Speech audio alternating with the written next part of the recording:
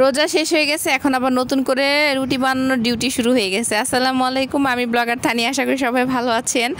তো এটা হচ্ছে ঈদের পরের দিনের একটা ব্লগ। তো ঈদের পরের দিন হচ্ছে ভাবছিলাম একটু কোথাও বেড়াইতে যাব, কিন্তু এত গরম ছিল আর হচ্ছে যাওয়ার ইচ্ছাটাও ছিল না।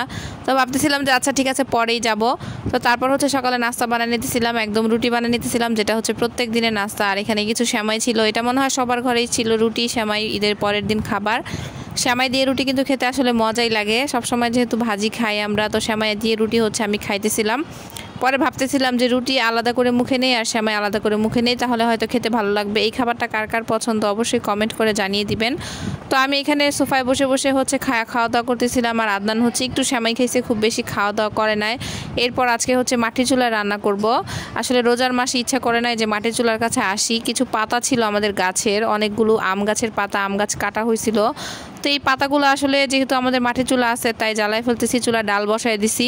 পাতা দিয়ে ছোটোবেলায় কেউ কি কখনো রান্না করেছিলেন তার বাবা মার বাড়িতে? অবশ্যই কমেন্ট করে জানিয়ে দিবেন পাতা দিয়ে রান্না করতে আসলে কেমন লাগে। মাটির চুলায় হচ্ছে রান্না করতে কে কে পছন্দ করেন অবশ্যই কমেন্ট করে জানিয়ে দিবেন। আর এখানে হচ্ছে আমি কিছু ধনিয়া পাতা দিয়ে দিলাম ডালের মধ্যে।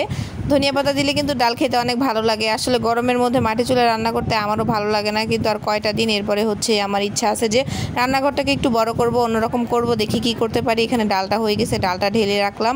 আর ডালটা আমি বাগার দিছি, ওই ভিডিওটা হচ্ছে আমি করিনি।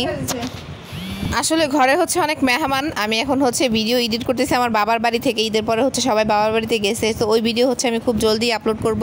এখানে আসছি কি করতেছি, তো এটা ঈদের পরের দিনের ব্লগ। তো এক এক ধাপে ধাপে হচ্ছে ভিডিওগুলো ব্লগ আর কি আমি শেয়ার করতেছি আপনাদের সাথে। যাদের আমাদের ভিডিওটা ভালো লাগবে অবশ্যই একটু লাইক কমেন্ট করে দিবেন। আর এরপরে হচ্ছে আমি একটু ভাজি করব, পেঁপে আলু ভাজি। আসলে ঈদের দিন গোস্ত পোলাও অনেক কিছু খাওয়ার পর গ্যাস্ট্রিকের প্রবলেম দেখা দিছে, এখন ইচ্ছে করতেছে একটু ভর্তা ভাজি ডাল খাই। এর জন্য হচ্ছে ডালটা রান্না করলাম। আর হচ্ছে পেঁপে, গাছের পেঁপে ছিল, একটা কাঁচা পেঁপে, রোজার সময় একটা পেঁপে গাছ থেকে পড়ে গেছিল, তো ওই পেঁপেটা হচ্ছে ভাজি করবো। আর এখানে কিছু ধনিয়া পাতা ভর্তা করে নিব। ধনিয়া পাতা ভালো করে ধুয়ে একদম কেটে নিতেছি কুচি কুচি করে। এটা একটু তেলে হালকা ভাজবো, শুকনো মরিচ আর পেঁয়াজ দিয়ে করব। আর এখানে আমি হচ্ছে ভাজির মধ্যেও কিছু ধনিয়া পাতা দিয়ে দিলাম, দিয়ে ভালো করে নাড়াচাড়া দিয়ে একটু ঢেকে দিলাম যাতে ভাজিটা ভালো করে একটু হয়। তো এই তো আমার ভাজিটা হচ্ছে প্রায় হয়ে গেছে, এখন হচ্ছে নামাই নিব। নামাই নেওয়ার সময় হচ্ছে ক্যামেরাটার এই পাশে হচ্ছে কড়াইটা চলে আসে, তো এটাকে আপনারা একটু ইগনোর করবেন।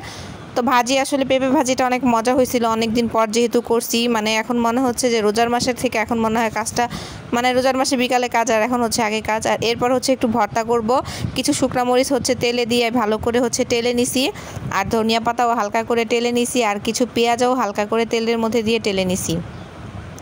শুকনো মরিচ আমি অনেকগুলোই নিছি, আসলে শুকনো মরিচগুলো বেশি একটা ঝাল লাগে না কেন জানি, কিন্তু ফ্লেভারগুলো খুব সুন্দর শুকনো মরিচের।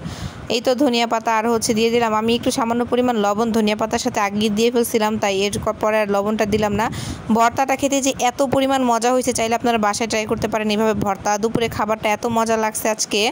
আর এই যে সন্ধ্যার পরে হচ্ছে দেবরকে বললাম যে একটু চটপটি নিয়ে আসো, এখনও যেহেতু বাসায় জব ছেড়ে দিছে, তো এর জন্য হচ্ছে ওকে দিয়ে মাঝে মাঝে এটা সেটা আসলে আনায় খাওয়া পড়ে। তো এই যে চটপটি আনলাম, চটপটি কার কার পছন্দ অবশ্যই কমেন্ট করে জানিয়ে দিবেন।